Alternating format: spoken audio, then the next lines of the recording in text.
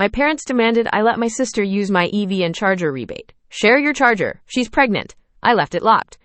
The next night, the head cracked, the meter spiked at 2:11 a.m., and a rebate claim hit my name. I sent the serial and permit. Then the investigator looped me into a three-way with the applicant already on the line. It all started on a Sunday afternoon. I'd been feeling under the weather, a low-grade flu that had sapped my energy, so I'd bowed out of the weekend family picnic. It was a small blessing, really. My parents, along with my 7-month pregnant older sister Evelyn and her husband Ethan, had borrowed my EV for their 2-day, 1-night trip to the lake. I didn't mind. My 2023 Kia EV6 was my pride and joy, a sleek, midnight blue testament to my commitment to a smaller carbon footprint. They had an older, second-hand Nissan Leaf with a range that made Ethan nervous on any trip longer than a grocery run.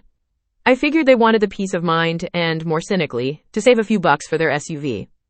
Usually, when my family borrows my car, they do the mailbox routine. Drop the keys through the slot, send a thumbs-up emoji, done. Simple, clean, boundary-respecting.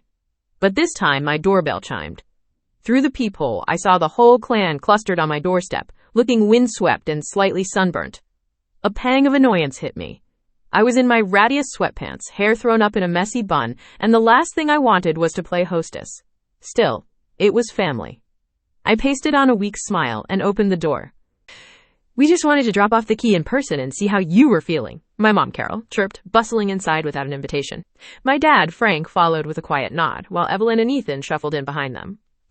"I'm okay, just tired," I said, my voice a little hoarse. "You guys could have just left the key." "Nonsense, we wanted to see you," Evelyn said, placing a hand on her prominent baby bump. She looked around my tidy, minimalist living room. Her eyes, however, didn't linger on the art or the furniture. They were fixed on the window that looked out onto my driveway. To the brand new, professionally installed Level 2 EV charger mounted on the side of my house. Ah, so that's what this was about. I had just gotten it installed the week before.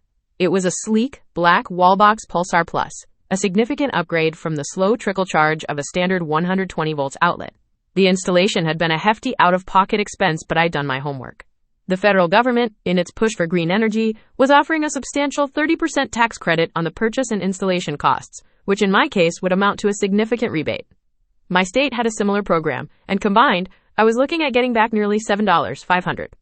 It was a huge factor in my decision to invest in the proper hardware. "Wow, Sterling, that new charger is really something," Ethan said, trying to sound casual. He was an IT guy, but he had the social grace of a system error. Evelyn pounced on the opening. "It really is," she sighed dramatically, sinking onto my sofa. "So convenient. I wish we had one. The public charging stations are getting so expensive, and we have to save every penny for the baby." Here it comes, I thought, my internal alarm starting to blare.